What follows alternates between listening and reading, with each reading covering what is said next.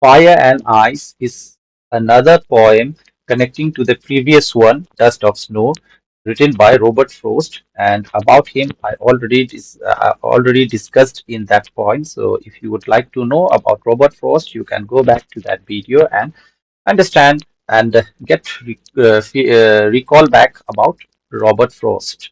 So let me read once, then I will proceed with the explanation line by line with the poetic device to how far as possible that I can make it clear. So fire and ice. Some says the world will end in fire, some say in ice.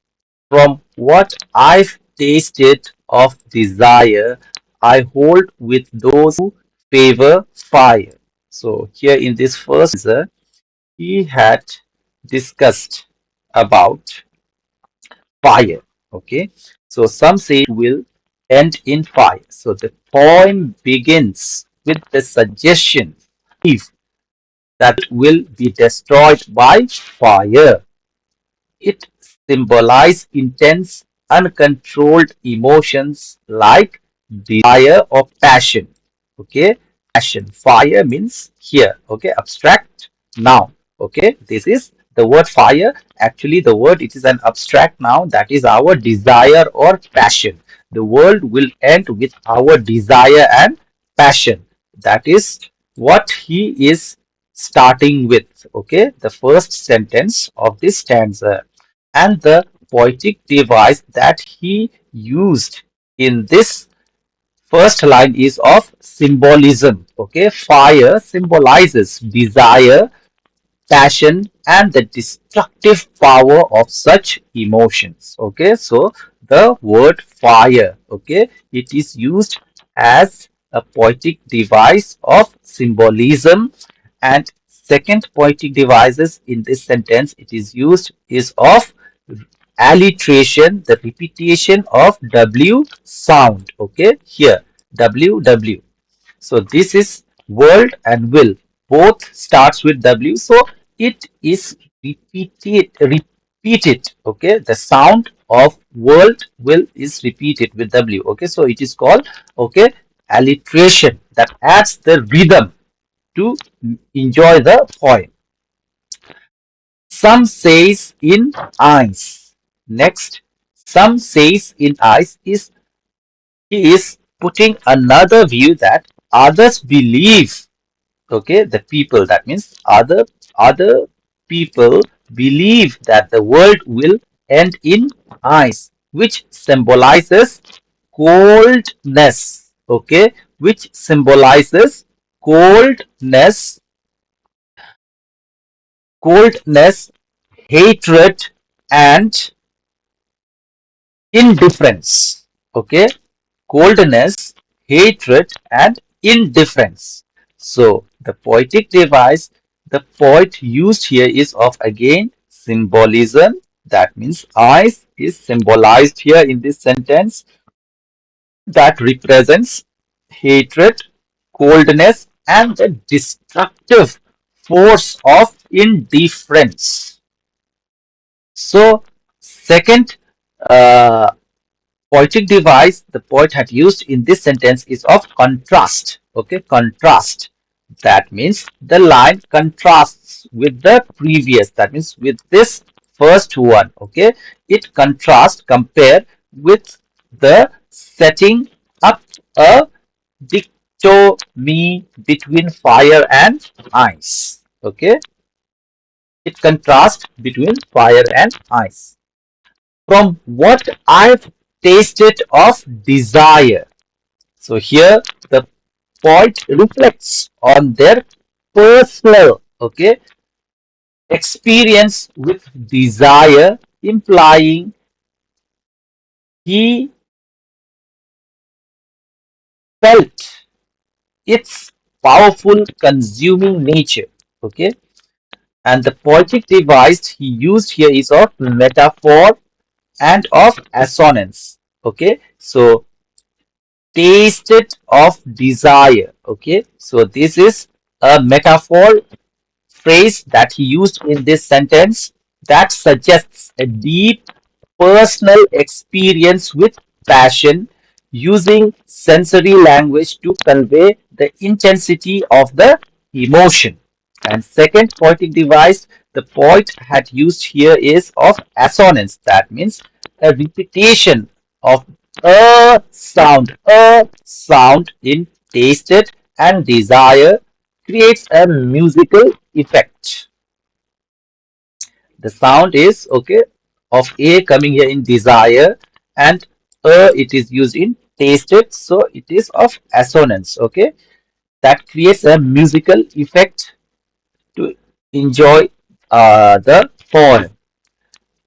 I hold with those who favor fire. So here the poet he give his uh, support. Okay, uh, based on his experience with those who believe that desire means fire could lead to the world's end. Okay, that means he favor fire. He is going along with the fire. And the poetic device the poet had used here is of alliteration. F sound in favor and fire adds more musical rhythm here.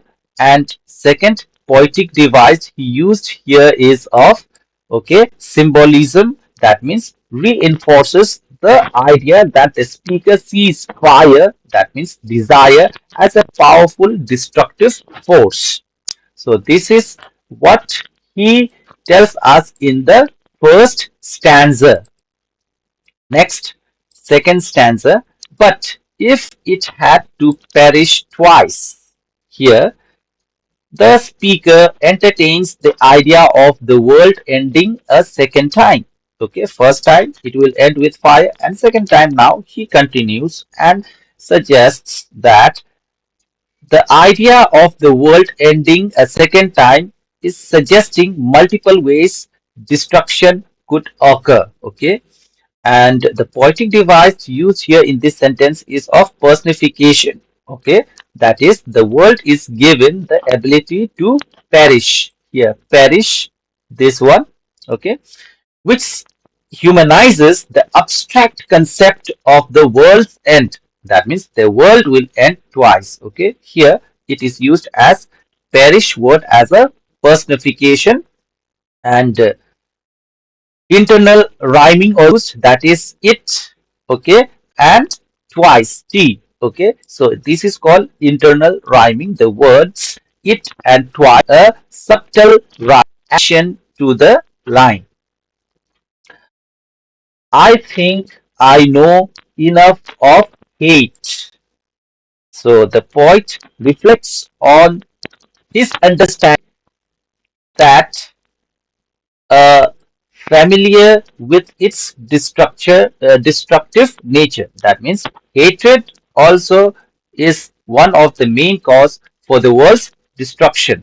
So here the poetic device the poet has used is of enjambment. The sentence continues from the previous line, maintaining the poem's flow. And second poetic device used in this statement is of irony. The speaker's calm reflection on a deeply destructive emotion, that is hatred, contrasts with the potential devastation it can cause. So, two poetic devices used by the poet in this line.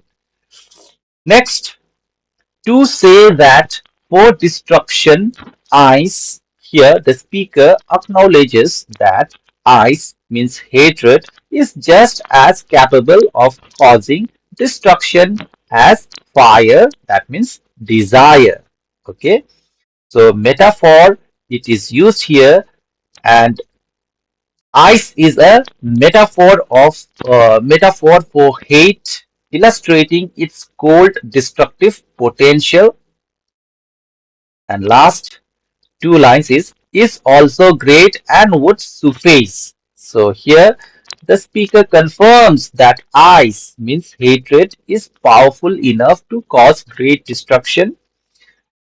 And finally, the speaker concludes that either fire, that means desire, or ice, that means hatred, would be sufficient to destroy the world. So, here, this is all about the each stanzas. What I tried my best to put forward the explanation in a simple way. And finally, let me conclude that, in short, that fire and ice explores the contrasting forces of desire, that means fire, and hatred, that means ice, as potential causes for the world's end. The poem reflects on the speaker's personal experiences with these emotions, ultimately concluding that either one could bring about destruction.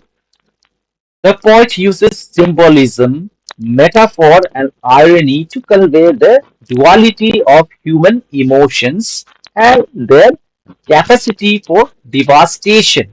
The poems also put language, okay, the use of language, okay, that highlights the stark reality of these forces, leaving the reader with a contemplative sense of the destructive power of both fire and ice.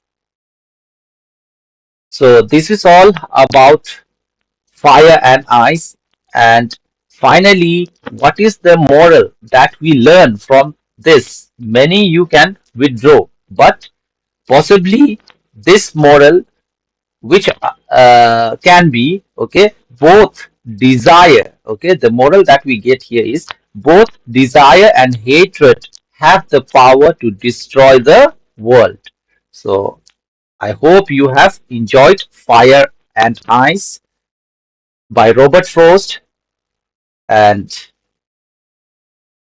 put your effort, read again, though it is very small, but it is containing or having a deep meaning.